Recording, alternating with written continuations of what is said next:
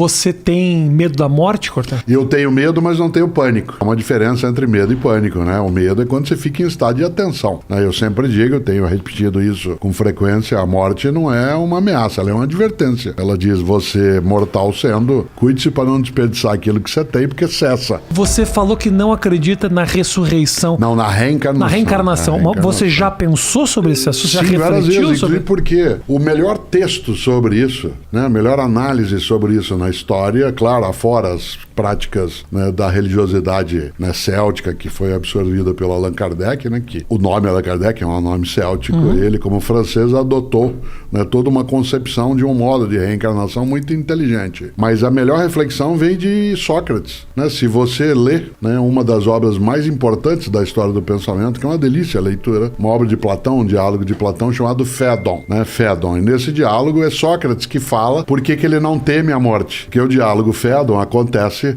nos 30 dias que Sócrates fica aguardando o momento da autoexecução.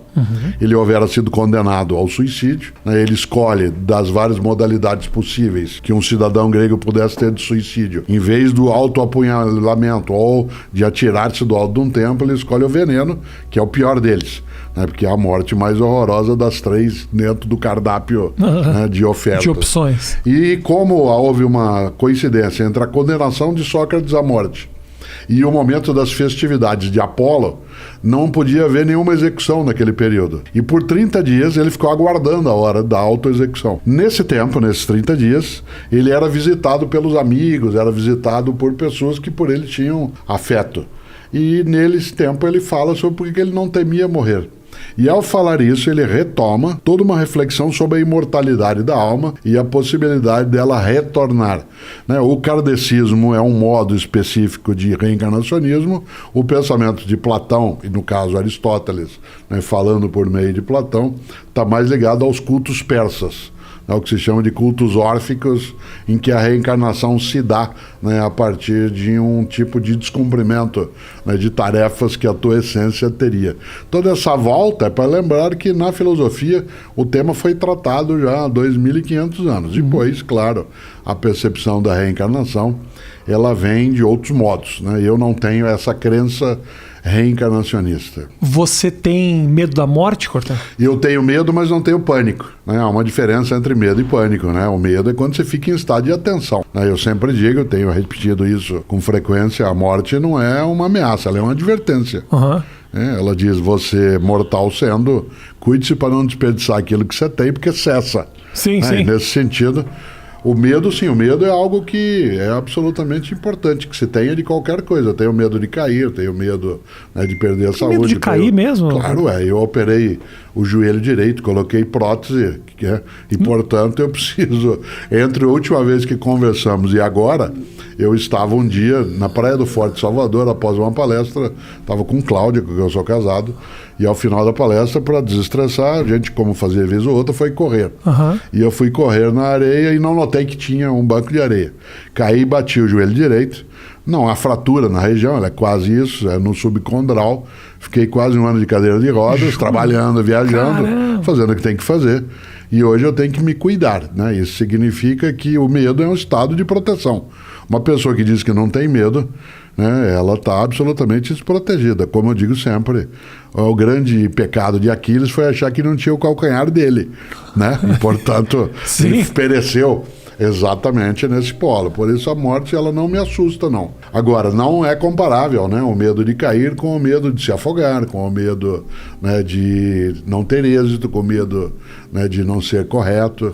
Mas tudo isso, sim. Por isso, quando você diz, tem medo da morte, eu digo, claro, né, seria estranho. Eu teria que ser alienado se eu não tivesse esse tipo de medo. Mas pânico não tenho, né, porque o pânico é aquilo que te coloca em estado de imobilidade. Né? Nesse sentido, sim, o medo está aí, eu não gostaria.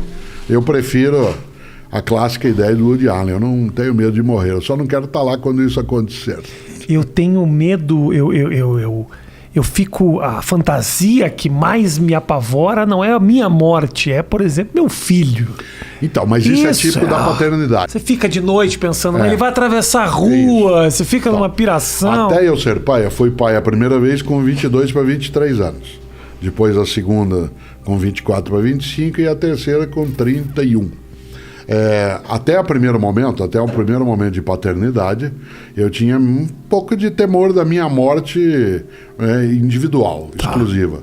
No momento em que eu tenho sobre outra pessoa a tarefa do cuidado, A responsabilidade. e essa tarefa do cuidado, ela é movida a um afeto imenso, porque é entendido como não outro de mim, mas uma forma desdobrada de uma possibilidade minha. Continuação, uma continuação. Evidentemente que eu não conheço ninguém em sã consciência que após ter sido mãe ou pai, ou ter de cuidar de alguém, mesmo que não seja de geração biológica, não tenha entrado em estado de tensão, né, com essa situação.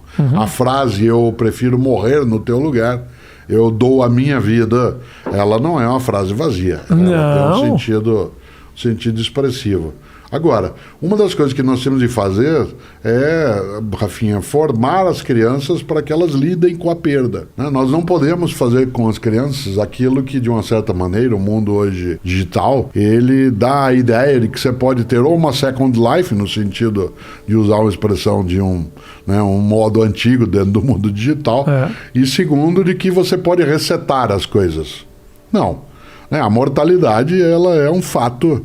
Como diz a antiga frase, não é que a gente tem a vida curta, a morte é que é muito longa, a gente fica morto muito tempo. Né? Nesse sentido, uma criança ou um jovem, ele tem que ser preparado também para a perda. Um dos equívocos dos tempos mais recentes é que, em nome de poupar uma criança dela passar por algum tipo de desconforto psicológico, ela acaba sendo iludida em relação à vida. Então, de repente, autoestima é diferente de auto-engano. Induzir alguém a auto-engano é algo muito perigoso. Se eu quero que minha filha ou filho, como é o meu caso, ou filhos e filha, ou meus netos e netas, que eles sejam capazes de ter com a vida uma relação, né, muito mais persistente, eles têm sim de ser preparados para aquilo que é a perda da prova, a perda do afeto, a perda do amor, a perda de uma pessoa. E, portanto, é necessário que não se sequestre de alguém seus lutos. Sim. Porque se sequestrar as possibilidades de luto da pessoa, ela não consegue lidar, né, com essa condição. Então, é preciso cautela. Mas é um equilíbrio difícil, né, Cortella, de você... eu quero privar meu filho dos traumas, né, dos problemas... Mas, ao mesmo tempo, eu não quero que ele ache que esses problemas e esses traumas e essas perdas não existem. Então, prepará-lo bem é a melhor maneira de poupá-lo do trauma que é evitável. Existem traumas que são inevitáveis. No meu escritório, na cidade de São Paulo, sempre teve uma frase, e agora numa biblioteca, porque agora eu não estou mais no escritório que você já esteve. Agora na minha biblioteca, onde eu fico, faço as coisas. Abandonou o escritório? Não, ao contrário, continuo escrevendo, fazendo, mas num local que é o meu local de livros. Tinha lá uma frase, continua, que é: aqui só admitimos o erro inédito. Aqui só admitimos o erro inédito significa que, né, a possibilidade do desastre, ela é uma possibilidade, ela não é uma obrigatoriedade. Né? Por isso eu tenho que me preparar por esse tipo de circunstância. É claro que é difícil, né, você dizer, mas eu gostaria de poupar, né, minha criança de um sofrimento. Mas existe um modo, não que você o induza ou a induza a sofrer, né, para que ela aprenda. Não é o aprendizado pela dor. É que ela precisa estar preparada e estar em estado de atenção para aquilo que pode ser prejudicial. Né? É um lema. Eu aprendi esse lema lendo um dia um livro que eu imagino que eu não gostaria e que eu adorei, eu odiei durante 3 anos por preconceito, né? Uma leitura da biografia, né, da especial Jane Fonda. Ela tem um livro, que é a história dela, chamado Minha Vida Até Aqui, que é magnífico, magnífico. Eu fiquei absolutamente irritado, né, com a minha tolice de ter postergado tanto tempo a leitura. E ela foi casada com Ted Turner. Sim, que é o cara criador da CNN. Exatamente. E ele usava, né, um lema de vida que eu acabei adotando como meu, que eu partilho com os filhos e filhas, com netos e netas. Ele dizia: deseje o melhor e prepare-se para o pior. Deseje o melhor. No campo do desejo, da tua intenção, você tem que ter o melhor como referência. Mas como estado de atenção e ao mesmo tempo de cautela, você tem que contar com a possibilidade do pior. Então, deseje o melhor, prepare-se para o pior, faz com que uma criança, ela primeiro não seja iludida,